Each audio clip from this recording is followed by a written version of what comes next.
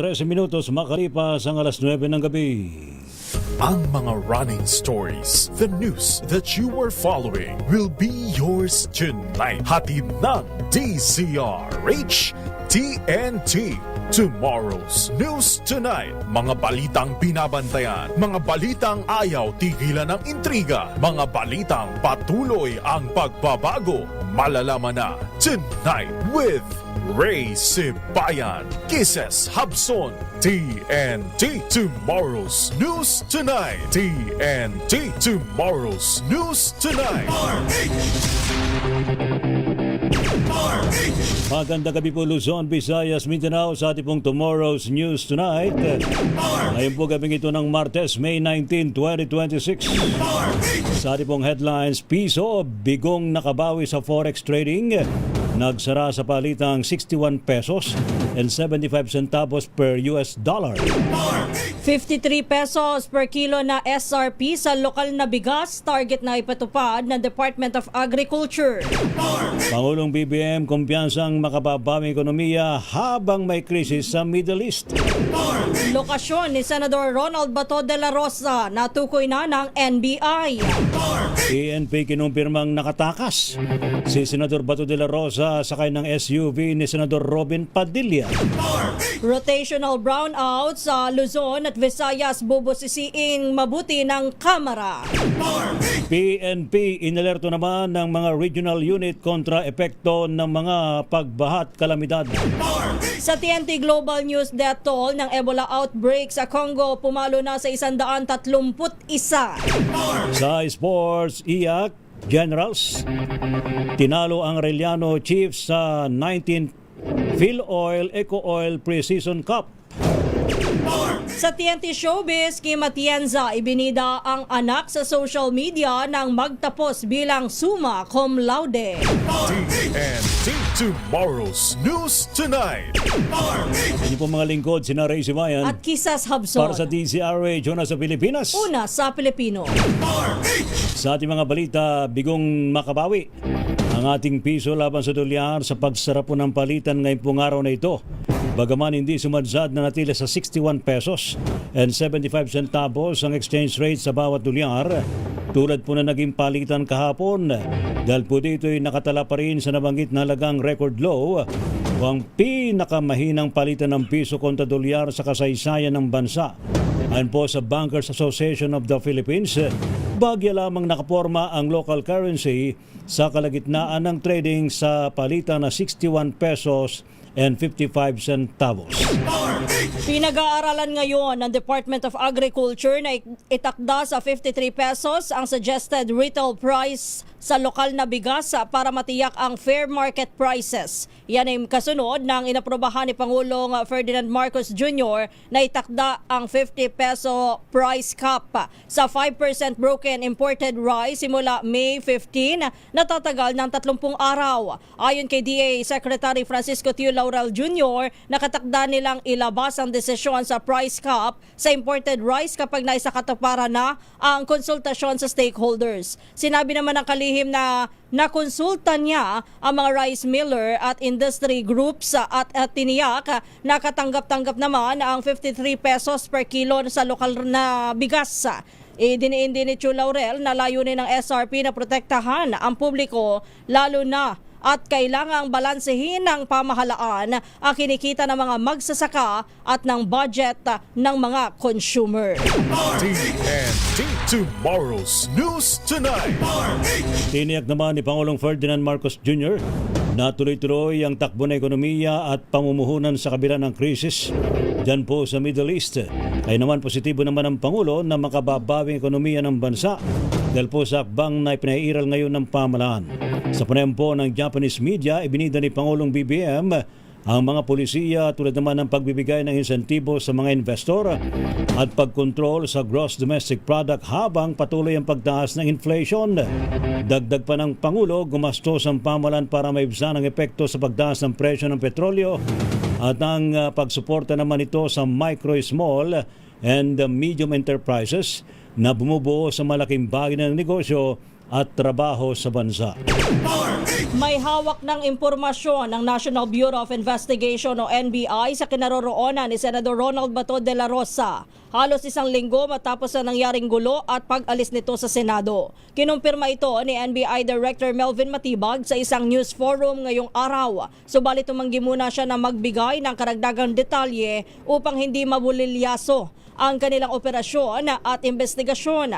Ayon kay Matibag, kung mayroon mang individual na nakakaalam sa eksaktong lokasyon ng senador ngayon, ito ay walang iba kundi ang kasamahan nitong Senador Robin Hood Padilla. Kasabay nito'y muling iginiit ng NBI chief na hindi under attack o inatake ang Senado nang mangyari ang putukan noong May 13 ng gabi. TNT Tomorrow's News Tonight. Kinumpirma naman ng Philippine National Police na nagawang makalabas ng Senado si Senador Ronald Bato de la Rosa sa pamamagitan ng pagsakay sa SUV ni Senador Robin Hood Padilla. Sa katunayan, ipinakita mismo ni PNP Chief General Jose Melencio Nartates Jr. sa media briefing sa Malacanang ang video footage ng isang puting Fortuner na lumalabas sa Senate Complex. Alas 2 ng madaling araw, alas 2:30 ng madaling araw noong Mayo 14. Kita mo no sa video footage habang pasakay ng SUV, sina Senador Bato at Robin saka ito lumabas ng compound ng Senado. Nakadagdang ibigay ng PNP sa media ang kopya ng full video ng CCTV footage. Samantala, nanindigan din si Interior Secretary John Vic Remulla na walang nangyaring pag-atake sa gusali ng Senado bagamat hindi pa nito matiyak kung sadyang stage ang naturang insidente ng pamamaril.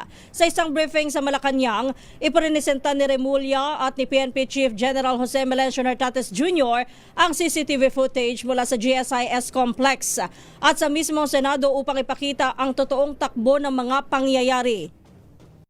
Unang-una po, gusto ko pong Malinaw sa mga ebidensya na walang mga ahente ng NBI na nakatapak sa loob ng Senado at bagkus ay nasa GSIS building. Ayon kay Remulla, bago pa man ang insidente, nagutos umano si Suspended Acting Senate Sergeant at Arms Mau Aplasca na mag-lock and load ang kanyang mga tauhan.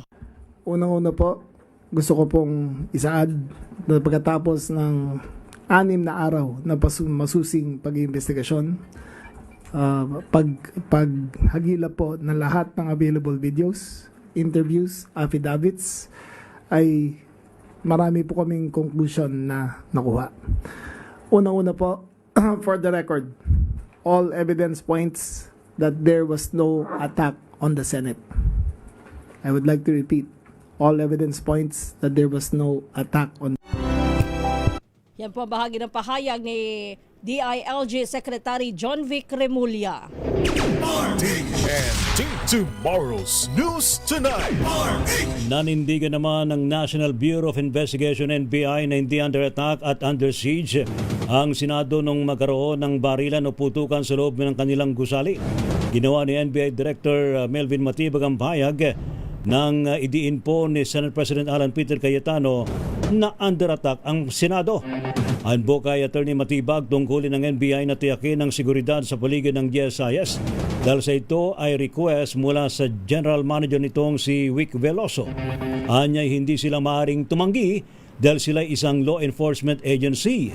Nilinaw din ni Director Matibag nakahilingan daw mismo ni Veloso na NBI ang tumao sa kanilang lugar dahil kabisado na nila ang paligid ng Senado. Bukod po dito, ibinigyan din pa ni Matibag na hindi nila mga tauhan ang mga nagbabarena sa labas ng Senate building. Sinabi niya nga datnan na lamang ito doon na pawang mga construction worker na idineploy ng GSIS. Samantala, pinabulaan na naman ni NBI driver Mel Oragon na siya ang nagpaputok ng baril sa Senado noong May 13, 2026. Nagtakas si Oragon kung paano siya nagpositibo sa paraffin examination o nakitaan ng residue ng gunpowder samantalang wala siyang bitbit na baril ni humawak nito sa gitna ng gulo noon sa Senado. Itinanggi ng driver na sa kanya ang mga balang nakumpiska ng mga otoridad. Ipinaliwanag din ni Oragon na pinabalik pinabalikan lamang sa kanya ang isang sling bag na naiwan sa JSIS compound dahil may mga gamot itong kailangan ng kanyang kasama. Pero pulis na raw ang sumalubong sa kanya sa area at inusisa ang kanyang pagkakakilanlan kaya hindi na niya nahawakan pa ang bag. 11 taon o simula noong 2016 nang mag-volunteer si Oragon sa NBI at dati umano siyang Army Reservist. Pansamantalang nakalaya si Oragon matapos na magpiyansa ng 116,000 piso sa Pasay Regional Trial Court kahapon. TNT Tomorrow's News Tonight. Pumarap naman sa Campo Crame ang Office of Senate Sergeant at Arms at ang sinuspindeng si OSA Chief Retired General Mawa Plasca kaugnay ng investigasyon sa nangyaring putukan sa Senado noong Miyerkules. Ginawa ang pagpapatawag sa Senate Security ilang oras lamang pagkatapos na bumisita naman ng CIDG sa opisina ng National Bureau of Investigation. Sa iwalayan na panayam, sinabi ni NBI Director Attorney Melvin Matibag na pasado launa na madaling araw nang matapos ang pag-uusap nila ng CIDG. Iginit po ni Matibag na hindi niya inisyuhan ng baril ang naarestong driver volunteer na tinuturing na suspect sa naturang insidente. Nang tanungin naman kung paano nagpositibo sa paraffin test ng PNP si alias Mel Oragon, ibinaliwanag ni Matibag na posibleng nalipat lamang ang gunpowder mula sa pinagdalhan sa inaresto. Kita mo sa mga kuha ng kamera na dinakma ng OSA si Oragon mula sa 5th floor o kantin ng GSIS building, saka siya dinala at pinadapa sa 2nd floor ng Senate premises kung saan nangyari ang putukan. Dapat ay unang suspendihin si Senate President Alan Peter Cayetano kung command responsibility ang magiging batayan. Ito ang diretsahang sagot ni National Bureau of Investigation Director Attorney Melvin Matibag kasunod ng apela ni Cayetano na dapat siyang suspendihin. Ayon sa direktor, responsibilidad ng Senate President si Acting Senate Sergeant at Arms Mau Plasca na inaming siya ang unang nagpaputok ng warning shots sa NBI agents. Iginit ni Matibag na handa siyang humarap sa anumang investigasyon ng sinumang otoridad. Okay. Una-una po, hindi naman ako gagdudod na nagpaputok ng baril. Siguro, yung sinasabi, because I'm the head of the NBI, kaya dapat suspindihin ako dahil kumang responsibility ko yung mga tao. Tama po ba? Eh kung ganun po yung magiging basehan, unang-unang suspindihin, dapat si Senator Alan Peter Cayetano. Then kumang responsibility niya si Sergeant at Arms, at in fact, inaamin ni Sergeant at Arms, sila nag-uusap doon sa mga pangyayari. So ako naman po, I'm willing to face any investigation, kung ano man po, if I will be found na may kasalanan, I'm willing to serve kung ano man penalty na gagawin po natin. I think alam ni Ma'am Ichi yan sa tagal niyang kasama. Si NBI Director Attorney Melvin Matibag. TNT Tomorrow's News Tonight. Samantala, binuwelta naman ng NBI ang naging payag po ni Senate President Alan Peter Cayetano na hindi man matitibag ng ahensya ang Senado. Ayon po kay NBI Director Attorney Melvin Matibag, wala silang balak na tibagin ang mataas sa kapulungan at nilinaw ng issue ay hindi tungkol kay Cayetano kundi sa liderato ng Senado at sa sistema naman ng hustisya. Inagpa ni Matibag na is lamang ng NBI na patupad ang batas habang nanatili ang kanilang respeto sa Senado bilang isang institusyon. Tinag din opisyal na makipagtulungan ng NBI sa hiwalay na investigasyon ng CIDG maging ng DOJ at Ombudsman para lumabas ang katotohanan sa nangyaring pamaril o putukan sa Senado. Binira ng mga retirado at dating empleyado ng National Bureau of Investigation ang pagtatangka umano ni Senator Amy Marcos na impluwensyahan si Pangulong Bongbong Marcos upang suspendihin si NBI Director Melvin Matibag at ilang ahente. Ayon sa NBI Retirees and the Dating Employees o Ex-Employees Association Incorporated, hindi makatuwira ng panawagan ng presidential sister dahil ginawa lamang ng mga ito ang kanilang tungkulin sa bayan. Mahalagaan nilang manindigan laban sa mga tinatangkang pananakot at panggigipit sa law enforcement officials na may integridad at tapat sa pagsiserbisyo publiko. Sinaluduhan din nila ang paninindigan ni Matibag na panagutin si Senador Ronald Bato de la Rosa na nahaharap sa arrest warrant mula sa International Criminal Court. Kasabay nito ay mariin din nilang kinundina ang pagpapaputok ng baril ng mga tauhan ng Office of the Sergeant at Arms sa pamumuno ni Mau Aplasca noong gabi ng Miyerkules, May 13 na hindi lang umano naglagay sa panganib sa buhay ng mga ahente at media kundi nagpakita rin ng kawalan ng respeto sa batas. TNT Tomorrow's News Tonight. Standby pa rin po sa iba pang mga balita mga kaibigan sa Tomorrow's News Tonight. Rotational brownout sa Luzon at Visayas, bubusin daw humabuti ng kamera. PNP inalerto ho ang regional units kontra epekto ng mga pagbaha.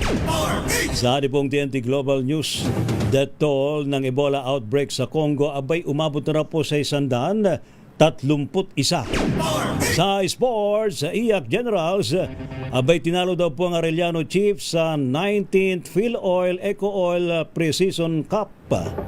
At sa showbiz, Kuya Kim, si Kuya Kim Atienza, ibinidang anak sa social media nang magtapos bilang summa cum laude. Pilipinas ang oras, alas 9:29 ng gabi. Ang oras na yan ay hatid sa inyo.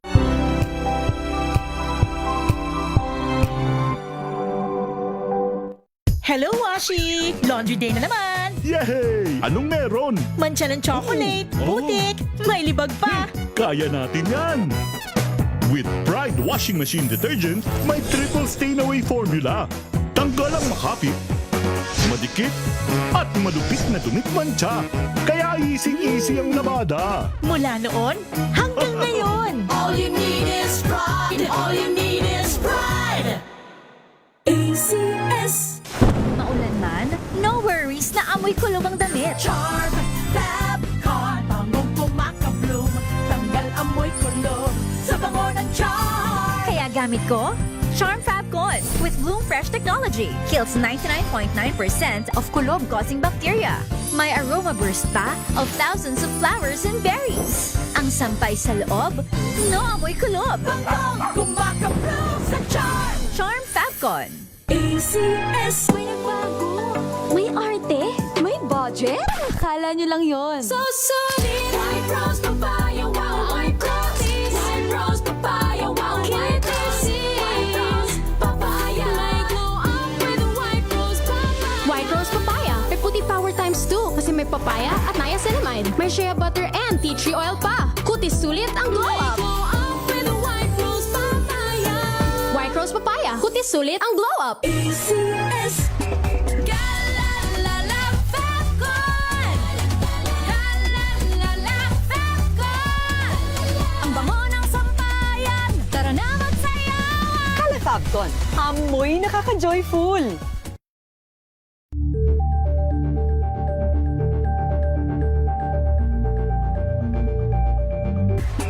Galalala Fabcon. Galalala Fabcon. Ang bango ng sampayan. Tara na magsayawan. Calefabcon, amoy nakaka-joyful!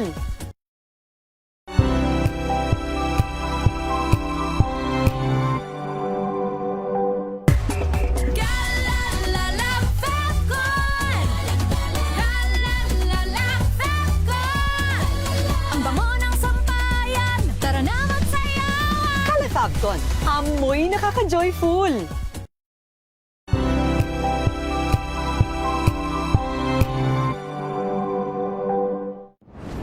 Kung good vibes ang hanap mo, dito ka na sa sigurado. Mula sa mga istoryang nagbibigay ng inspirasyon hanggang sa mga kwentong may dalang solusyon. Mga balitang pampagaan, pakiramdam at pampaganda ng araw. Hindi lang ba sa good news, kundi the better news. Mula Lunes hanggang Biyernes, 1:00 ng tanghali sa DZRH TV.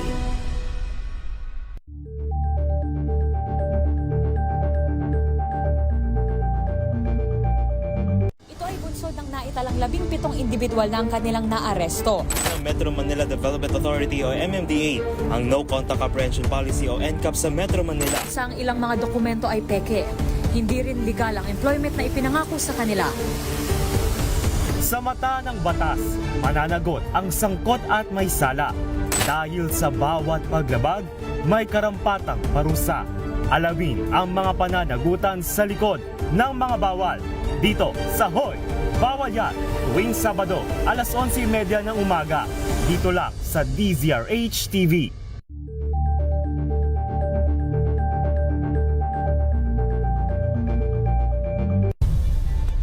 Nagsimula sa pangarap hanggang sa maabot ang tagumpay.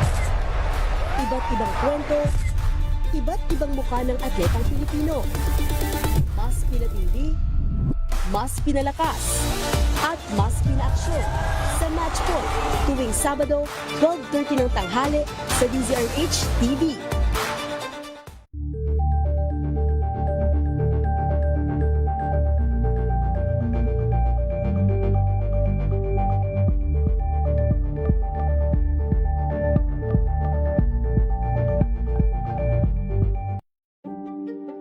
Buklatin ang mga pahina. Pakinggan ang boses ng lipunan. Tunghayan ang mga issue mula sa ibang katayuan. Nakakalungkot kasi deserve ba namin ng ganito? Na hindi nila alam kung ano talaga yung kanilang mga karapatan. Yung gobyerno, tinulungan nila yung kanilang magsasaka. Pinapatahimik tayong lahat using various laws. Through education, kayang-kaya nating baguhin yung ganitong klaseng pag-iisip. Isang kwento, iba't ibang anggulo. Dito, sa Point of View.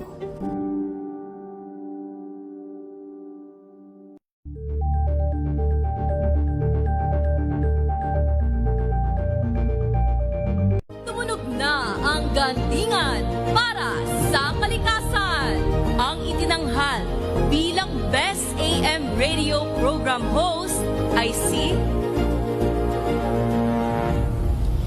Cesar Chavez para sa special on Saturday ng DZRH.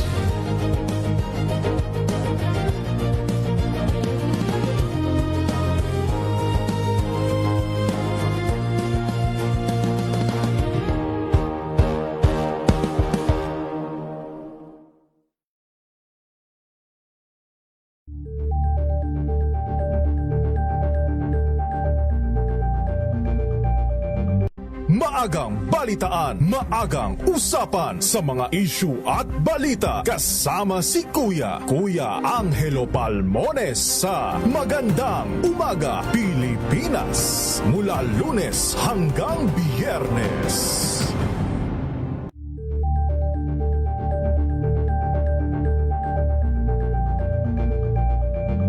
We've got you covered. From the hottest hits, exclusive interviews, kilig to the bones fan meeting, And tomorrow's News Tonight.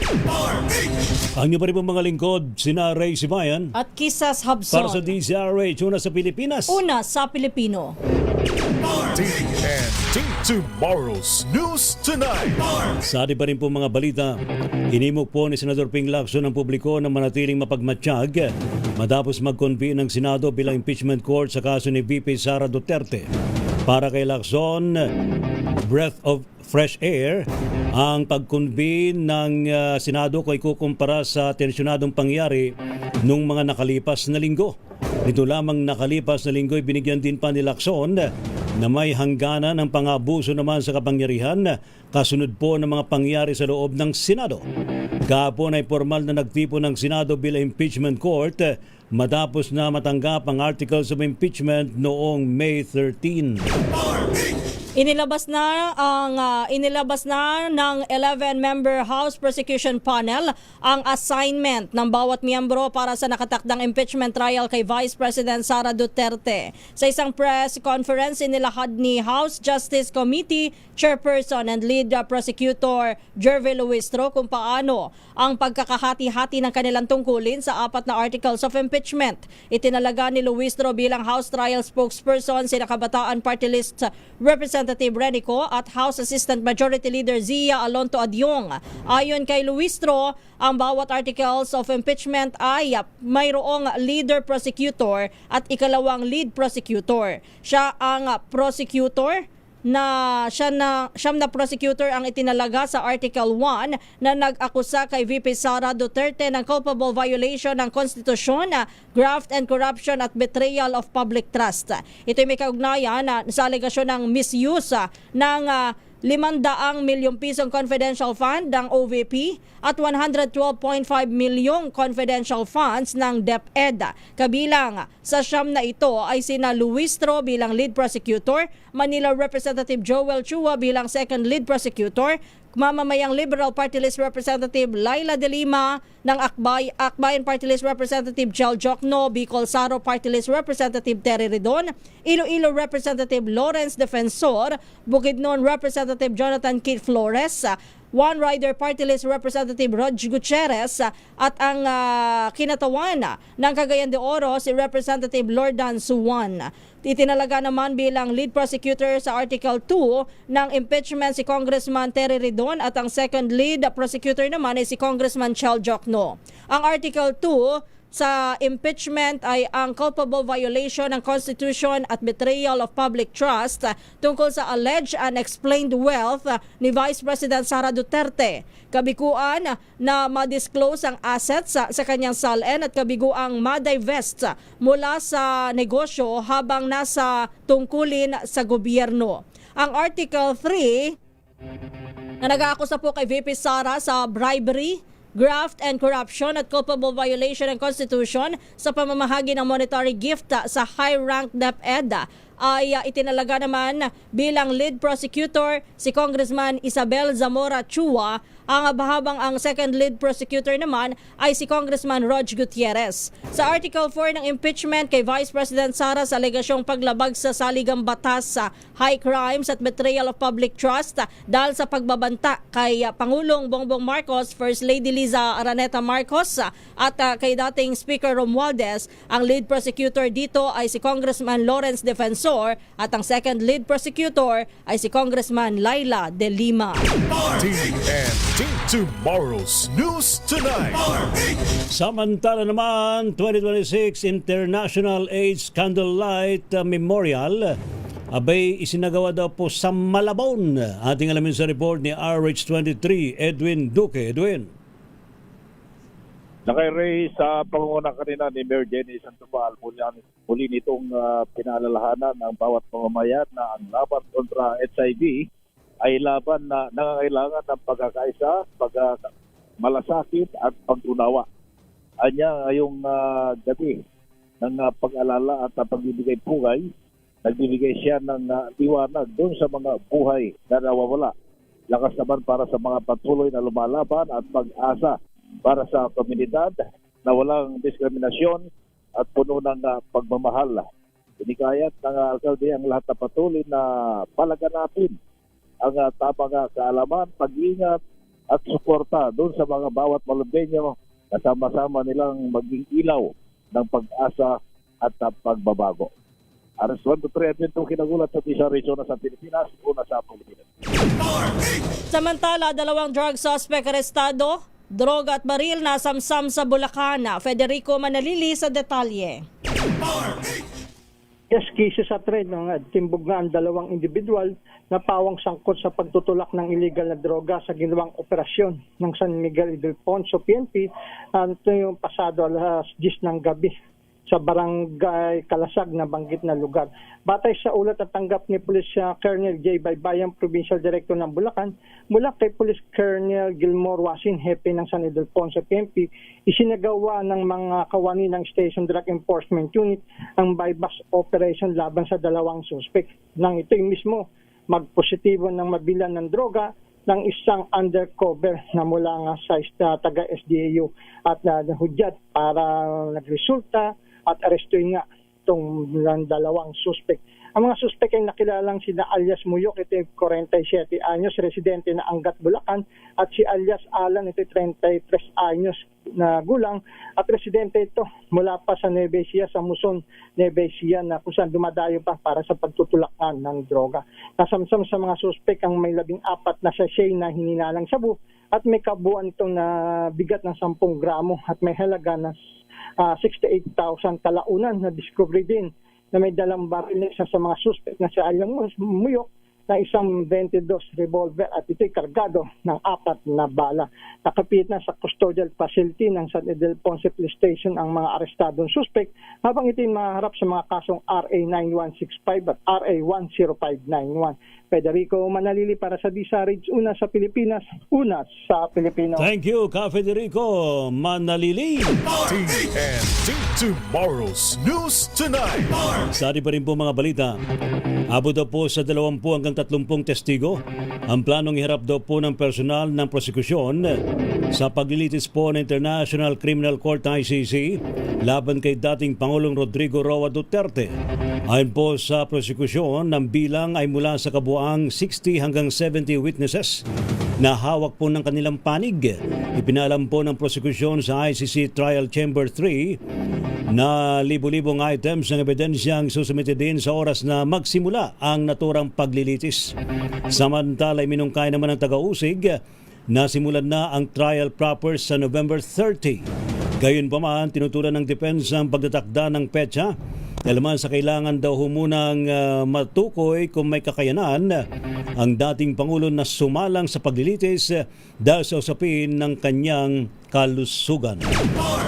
Samantala, pinababasura ng Office of the Solicitor General o OSG sa Korte Suprema ang petisyon na isailalim si Pangulong Bongbong Marcos Jr. sa mandatory hair follicle test, physical at mental examination. Ito ang inihaing petisyon ni na dating House Speaker Pantaleon Alvarez at iba pa para matukoy ang tunay na kalagayan ng Pangulo. Ginamit na batayan ng kampo ni Alvarez ang Article 7, Section 12 ng Saligang Batas kung saan nakasaad na dapat ay ipabatid sa publiko ang estado ng kalusugan ng Pangulo oras na magkaroon ito ng malubhang karamdaman. Gayunman, iginiit ng OSG na paglabag ito sa presidential immunity, kakulangan sa legal standing, kawalan ng patunay at walang constitutional duty ang presidente na sumailalim sa mga naturang tests.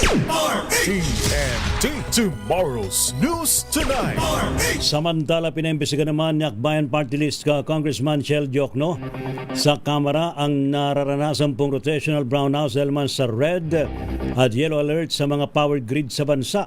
Ayon po kay Kong Diokno, hindi katanggap-tanggap na sa kasagsagan ng tag-init. Libu-libong katao po ang nagdurusa dahil man sa rotational brownouts at wake-up call na rin anya ito para malaman ang dahilan ng problema.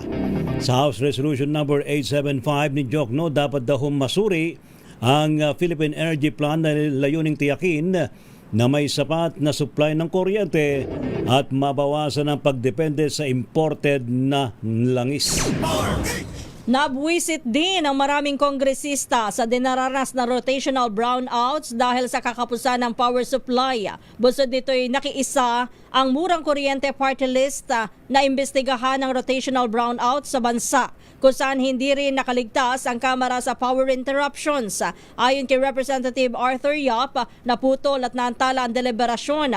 Malinaw umano na palpak ang serbisyo ng kuryente. Saad pa ni Yap, kung ang Kamara ay hindi exempted sa brownout, paano pa kaya ang mga ordinaryong mamamayan na serbisyo at negosyo? Dahil dito pinuna ng mambabatas ang Electric Power Industry Reform Act o EPIRA na 25 taon nang naging batas pero tila panaginip lamang anya ang mga pangako nito. Dagdag niya, ang Pilipinas ang isa sa mga bansa sa Asia na may pinakamataas na singil sa kuryente pero manipis ang reserba kaya nagkaka-red and yellow alert dahilan para maantala ang supply ng kuryente. TNT Tomorrow's News Tonight.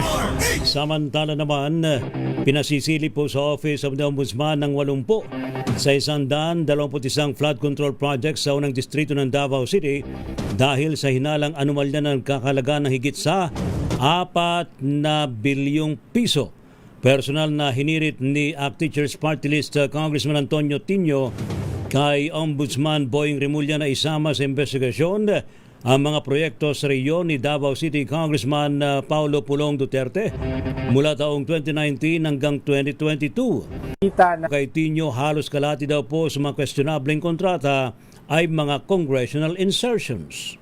Over 3 years ay umabot sa 51 billion pesos ang appropriations.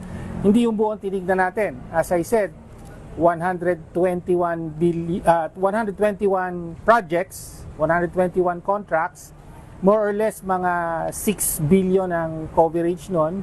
Tapos out of that, 80 yung sabi natin, dapat mas imbestigahan dahil may mga red flag, may mga marka ng anomalya ang mga ito. Yan po mga kaibigan si ACT Teachers Party List Congressman Antonio Tino.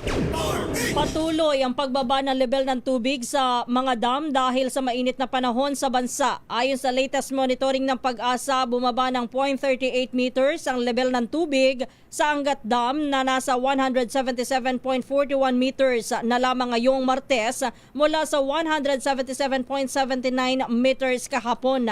Ang regular na antas ng Angat Dam ay nasa 210 meters. Mula naman sa 227.73 meters kahapon, bumaba ng 0.25 meters ang tubig sa San Roque Dam at ngayon ay nasa 227.48 meters na karaniwan ay dapat nasa 280. Para naman sa Pantabangan Dam, nakaraniwang mayroong 216 meters na level ng tubig, nasa 188.18 meters ngayong araw. Bumaba na rin ng 0.10 meters ang tubig sa Caliraya Dam na ngayon ay nasa 286.85 meters. Tumaas naman sa 567.64 meters ang Binga Dam kung saan mula sa 567.21 meters kahapon na karaniwang may high water level na 575 meters. TNT Tomorrow's News Tonight. Inalerto naman ng Philippine National Police ang lahat ng regional at local police units nito para daw po malalay sa taong bayan na apektado ng mga pagbabunsod po ng mga pagulan. Ayon po kay PNP Chief General Jose Melencio Nartates Jr., inatasan niya ang mga police commander na muling paganahin ang disaster response team sa tagarang ipadala sa mga komunidad na apektado ng kalamidad. Tinagpo ng PNP Chief na darating ang mga pulis sa mga lugar na sila ay kailangan at pinakikilos ng lahat ng police teams at may maigpit na koordinasyon sa LGUs at iba pang ahensya ng gobyerno. Ilang bahagi ng po ng Quezon City ang nalubog naman sa baha nitong mga nakalipas na araw habang dumanas din ng mga pagbaha ang Davao City dahilan para agad na inilikas ang mga mamamayan. Opisyal namang binuksan ang bagong Navarro Alapan Bridge na nag-uugnay sa Barangay Navarro sa General Trias at Barangay Alapan 2B sa Imos, Cavite. Ang bagong tulay ay inaasahang magpapabilis sa biyahe ng mga motorista, manggagawa, estudyante at mga residente sa dalawang lungsod. Bukod dito ay magsisilbi rin itong flood resilient na ruta dahil elevated girder design ito na nananatiling madadaanan kahit na tumataas ang tubig sa ilog. Ayon kay General Trias Mayor Luis Ferrer IV, patunay ang proyekto na maayos ang pagtutulungan ng dalawang lokal na pamahalaan. Samantala, sinabi naman ni Imos Mayor Alex Advincula na mahalaga ang tulay na ito upang mapalakas ang koneksyon ng Imos at General Trias. Dumalo sa pagtitipon at pagbubukas ng naturang bridge si Interior Secretary John Vic Remulla na nagpahayag din na naging susi ang matibay na koordinasyon ng dalawang lungsod upang maisakatuparan ng proyekto ng walang pagkaantala. Pinalitan po ang bagong tulay ng lumang overflow crossing na madalas na hindi nadadaanan tuwing malakas ang pagbaha. TNT Tomorrow's News Tonight. TNT Top News Trending Worldwide. Sa ating pong TNT Global News, death toll ng Ebola outbreak sa Congo, pumalo na raw po sa may 131. Ating elemental detalye sa report ni Jeric Sasil. Jeric. Tumaas pa ang bilang ng mga namatay sanhi ng Ebola outbreak sa Democratic Republic of Congo at naitala ito sa 131. Kinumpirma ito ni Congo Health Minister Samuel Roger Kamba kasabay ng pahayag na kabilang ito sa 513 na naitalang kaso ng mga tinamaan ng Ebola sa kanilang bansa. Sa kanyang pahayag sa Congolese National Television, nilinaw ni Kamba na estimate lamang ang binanggit niyang bilang, subalit kailangan pang dumaan sa masusing research para matiyak na ang pagkamatay ng mga ito ay sanhi ng Ebola. Una rito, idineklara ng Africa Centers for Disease Control and Prevention ng Ebola outbreak ay isa ng continental public health emergency sa kanilang lugar. Kasunod dito ay pinakilos na ng Africa CDC ang lahat ng kanilang extra resources, kabilang ng emergency response teams at surveillance operations. Ito si Jeric Sasil para sa DZRH. Una sa Pilipinas, una sa Pilipino. Thank you, Jeric Sasil. TNT Sports and Games. Sa atin namang TNT Sports, AYAC Generals tinalo ang Arellano Chiefs sa 19th PhilOil Eco Oil Pre-Season Cup. Ang detalye, balita mo yan, Kyle Bulyas.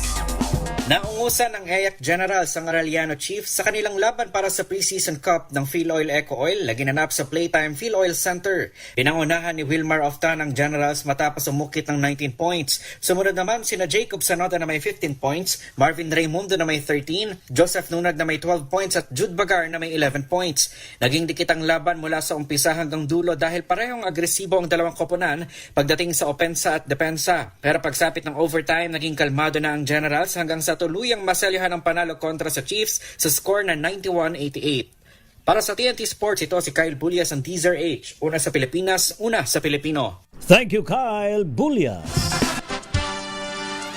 Sa ating showbiz, si Kuya Kim Atienza, abay ibinida daw po ang anak sa social media nang magtapos bilang summa cum laude. Abay, congratulations Kuya Kim at sa iyong anak. Ating alamin ng report mula kay Don Carlos. Don.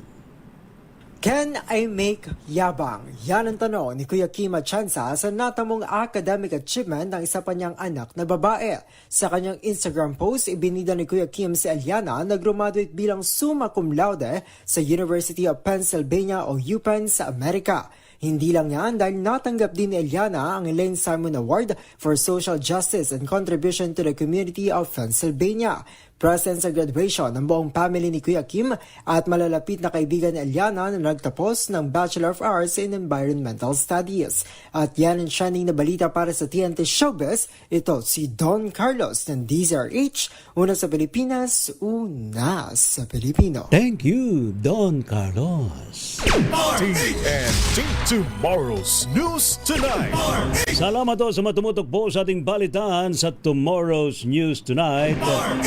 Uy, magandang gabi muna kay Nanay Carmen. Ay, Nanay Carmen and kay Mami Emmy. Mami Good Emmy, evening. magandang gabi sa iyo. And of course, kina Ma'am Ellen. Kay Sir Jomay. Yan, ha? Katsaka kay Chairman Fred Elizalde. Uy, Ma'am Evan lang, magandang gabi sa iyo. Ay, good evening, Ma'am Evan lang. Uy, happy birthday nga pala sa aking kaibigan, si Norma na Olasco. Yun, yan. wow, happy birthday po.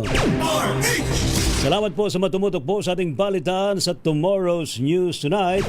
Thank you sa buong person ng DZRH News Team.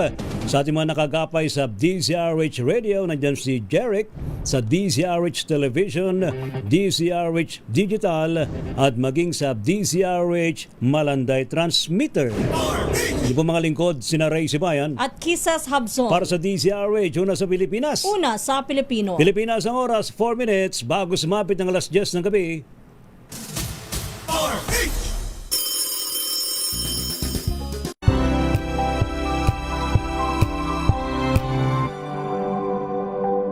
Sa loob ng 86 na taon, DZRH ang naging kaagapay ng mga Pilipino sa balita, sa serbisyo at sa bawat kwento.